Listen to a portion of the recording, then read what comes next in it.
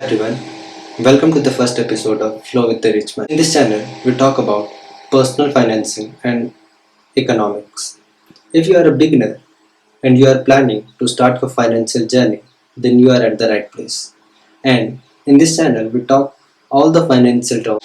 In this channel, we talk all the complex financial terms into simpler ways so that everybody can understand and implement it so that they can be financially independent in future.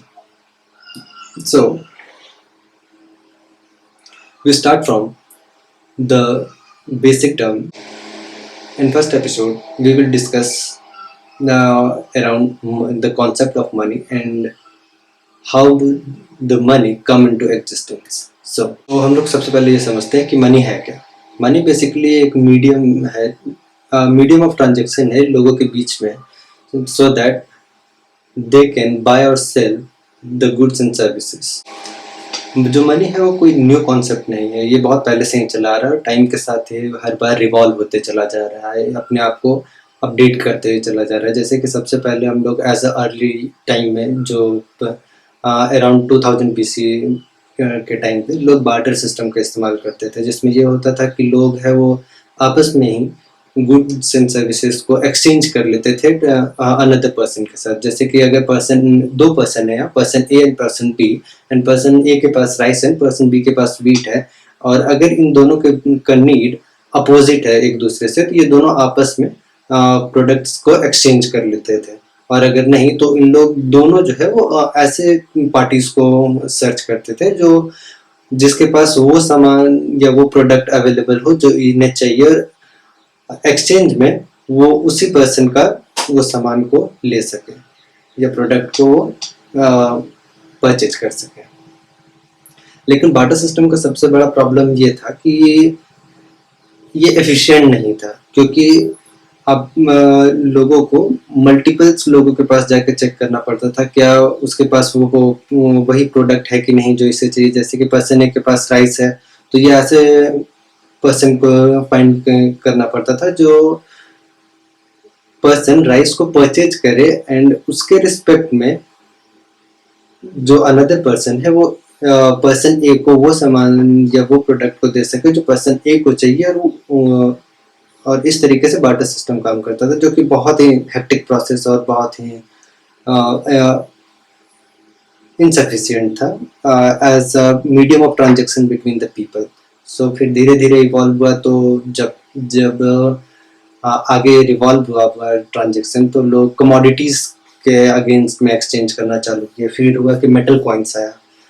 तो basic fundamental ये है money का कि money जो है वो depend करता है कितना वो रेयर है. जैसे कि हम लोग को जैसे कि पता है कि मनी जो है वो गोल्ड के अगेंस्ट में हमेशा रहता है कि उतना ही नोट को प्रिंट किया जाता है जितना कंट्री के पास या फिर गवर्नमेंट के पास उतना अमाउंट ऑफ गोल्ड प्रेजेंट होता है, उतना ही वो नोट को प्रिंट कर सकता है. ऐसा नहीं कि गवर्नमेंट है वो जब चाहे कि उससे लगे कि इन्फ्लेशन बढ़ रहा है या कुछ ऐसा हो रहा है तो वो अनलिमिटेड अमाउंट ऑफ करेंसीज को प्रिंट कर दे, ऐसा नहीं होता है. तो जब गोल्ड कॉइन्स वगैरह इंट्रोड्यूस हुआ, तो इस टाइम ये हुआ कि वो स्टैंडर्ड सेट हो गया कि कोई भी प्रोडक्ट को खरीदने के लिए, जैसे कि अगर आपको ग्रोसरीज चाहिए तो हर ग्रोसरीज का जो रेट है वो गोल्ड से सिल्वर कॉइन्स के अगेंस्ट ये रेट को फिक्स कर दिया गया. जैसे कि अगर आपको ऐसा हम लोग समझते हैं कि 100 kg ऑफ राइस चाहिए, तो 100 kg ऑफ राइस का लेट सपोज कि उस टाइम पे जिस टाइम गोल्ड कॉइन्स इंट्रोड्यूस हुआ था कि 10 ग्राम पे आपको 100 kg राइस मिल जाएगा. तो ऐसा हर कमोडिटीज का या हर ग्रोसरीज का प्राइस को सेट कर दिया गया उसी के बेसिस पे. तो इससे ये हुआ कि गोल्ड को या सिल्वर कॉइन्स ये सब का करने के पीछे का बेसिक पर्पस ये है कि वो बहुत ही लिमिटेड अमाउंट में प्रेजेंट है इस अर्थ पे, और उसको एक्सट्रैक्ट करना भी इजी नहीं है. तो जितना ज़्यादा कोई भी चीज़ रेयर होता है उसको ही कभी भी मनी के अगेंस्ट हेज किया जाता है, ताकि उसके जो मनी है वो अपने वैल्यू को लूज ना करे हमेशा. तो गोल्ड कॉइन तक ये था. तो इसमें जब तक गोल्ड कॉइन्स वगैरह या कॉइन्स का जब तक चला, उसके बाद फिर जब धीरे धीरे ये हुआ कि 19th सेंचुरी के तब तक आ गया, तो उस 19th सेंचुरी के टाइम पे मनी जो है वो पेपर्स और नोट्स पे ट्रेड किया जाने लगा, जैसे कि एक कॉन्ट्रैक्ट नोट की तरह पे, कि अब हर किसी को गोल्ड है वो फिजिकली अपने पास होल्ड नहीं करना पड़ता था। इसमें यह है कि आपको एक नोट दे दिया गया बना के, जैसे का एक कॉन्ट्रैक्ट नोट के तरह पे, कि ये आप कैरी करिए as a medium of transaction, और ये नोट जो आपको दिया जाएगा या उसका वैल्यू है वो उतना गोल्ड के बराबर रहेगा। तो धीरे धीरे ये जब मार्केट में इंट्रोड्यूस हुआ तो काफ़ी चला, क्योंकि अब आपको फिजिकली गोल्ड कैरी करना नहीं पड़ता था। पर इसमें ये प्रॉब्लम ये आया कि जो गवर्नमेंट है या फिर जो ऑर्गेनाइजेशन है, वो जो गोल्ड को पहले लोगों के पास मैंडेटरी होना पड़ता था, वो बिना ही चेक किए कि पीछे उतना गोल्ड है कि नहीं, लोग है वो न्यू अमाउंट ऑफ नया नोट्स को क्रिएट करके वो ट्रांजेक्शन्स पे किए जाने लगे। तो इससे ये हुआ कि रिलायबिलिटी इश्यूज जो है वो बहुत ही बढ़ गया। तो धीरे धीरे फिर जब ये 19th सेंचुरी में जब करेंसी इंट्रोड्यूस हुआ मार्केट में, जब करेंसीज पे लोग नोट्स पे ट्रांजेक्शन्स करना चालू किए, तो धीरे धीरे उसे ही फंडामेंटली एक एक्सचेंज के मोड मीडियम ऑफ एक्सचेंज की तरह इस्तेमाल किया जाने लगा, जो करेंसी नोट्स होने लगा ये 19th सेंचुरी के बाद। टिल 1971 जो भी नोट्स प्रिंट होता था या गवर्नमेंट जितना भी नोट प्रिंट करते थे, वो जितना अमाउंट का करेंसी है, मीन्स जैसे कि $100 का एक नोट है, तो उसमें यह है कि उसके अगेंस्ट में उतना ही का गोल्ड है वो अपना वैल्यू को स्टोर करता था गोल्ड के अनुसार। तो अगर आपको मानिए कि कल को अगर गोल्ड चाहिए, तो वही करेंसी को आप अगर लेके गए, तो और अगर आप गवर्नमेंट को देते हैं, तो गवर्नमेंट आपको उतना अमाउंट ऑफ गोल्ड आपको देगी। लेकिन 1971 में ये हुआ कि यूएसए जो है वो काफ़ी ज़्यादा पावरफुल हो चुका था, तो लेकिन उसके रिजर्व में गोल्ड बहुत ही कम बचा था। तो बेसिकली ये किया उस टाइम कि अपने करेंसीज को है वो गोल्ड के अगेंस्ट, जो स्टैंडर्डाइजेशन था मार्केट का कि हर करेंसी नोट है वो गोल्ड के अगेंस्ट रहेगा, उस स्टैंडर्ड को डिनाई कर दिया। अब जो भी 1971 से पहले जो उसका नोट जो यूएस का था, उसमें वो प्रॉमिसिंग नोट जो होता है कि नोट जो अवेलेबल होता है नोट्स में, उसमें प्रॉमिस किया जाता था कि अगर $100 है तो 100, $50 है तो 50, वो गोल्ड के अगेंस्ट में।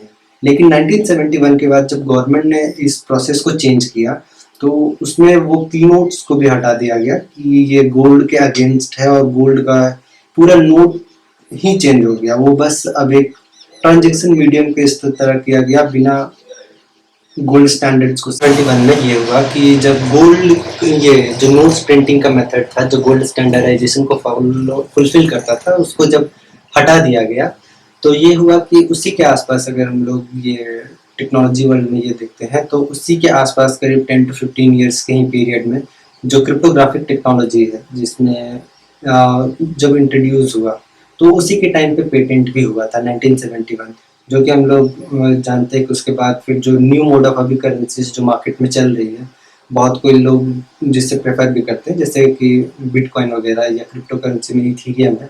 तो क्रिप्टोग्राफी टेक्नोलॉजी है वो 1993 to 1998 के बीच, शायद इसी के बीच में ही इंट्रोड्यूस हुआ था एज अ पेटेंट। बट 2009 में जब बिटकॉइन सबसे पहले लॉन्च हुआ, तो बिटकॉइन क्रिप्टोग्राफी का सिंपल सा पर्पस ये फुलफिल कर रहा था वो कि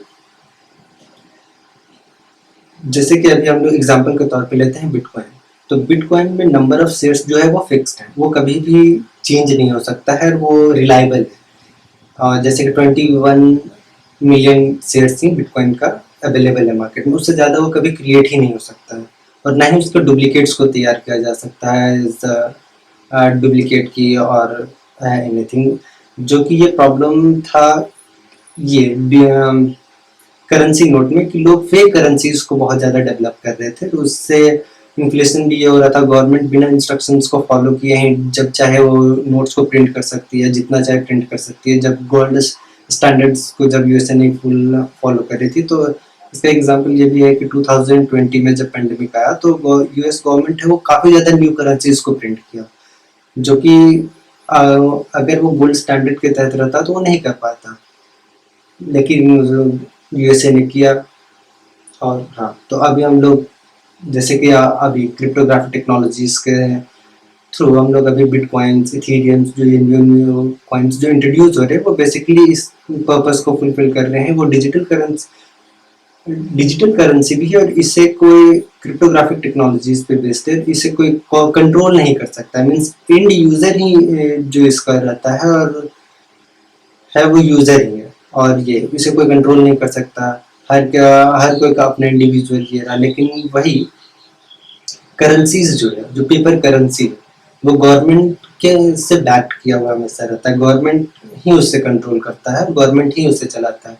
जैसे कि एक और एग्जांपल ये है कि रिसेंट टाइम में अभी जी ये हुआ कि करेंसीज का अगर फेलियर का अगर स्टोरी को हम लोग देखें, तो जैसे कि चाइना में 2-3 ईयर्स पहले ये इंसिडेंट हुआ कि जो वर्ल्ड का सबसे बिगेस्ट रियल एस्टेट कंपनी है, ये क्या है, हाँ, वर्ल्ड का जो सबसे बिगेस्ट कंपनी है एवरग्रैंड, वो बैंक्रप्सी को ये फाइल किया। ये जो दुनिया का सबसे बड़ा रियल एस्टेट कंपनी है एवरग्रैंड, वो बैंक्रप्सी फाइल किया चाइना में। इससे ये हुआ कि चाइना के जितने भी लोग हैं वो सारे लोग हैं बैंक से अपना कैश को विड्रॉ करने जाने लगे। तो इससे ये प्रॉब्लम ये हुआ कि बैंक्स में उतने नोट्स थे ही नहीं जितना लोग डिमांड कर रहे थे पुल ऑफ करने के लिए नंबर ऑफ नोट्स को। तो इससे ये हुआ कि गवर्नमेंट जो है वो लिमिट सेट कर दिया कि इससे ज़्यादा नहीं कर सकता है, लोग है वो इससे ज़्यादा विड्रॉ नहीं कर सकता, या फिर अभी विड्रॉल नहीं हो सकता, या लिमिट सेट कर दिया गया। और भी बहुत सारी प्रॉब्लम है पेपर करेंसीज या फिर डिजिटल करेंसीज का।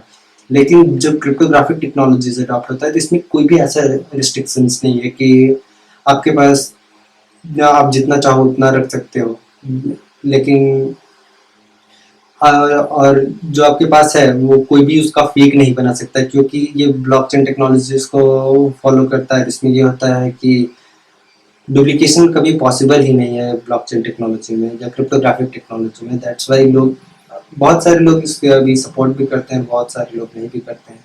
तो एज अ टाइम, जैसे कि ये दिस ईयर 2023 और 24 में ईटीएफ, जो बिटकॉइन का ईटीएफ है, उसे अप्रूवल भी मिल गया।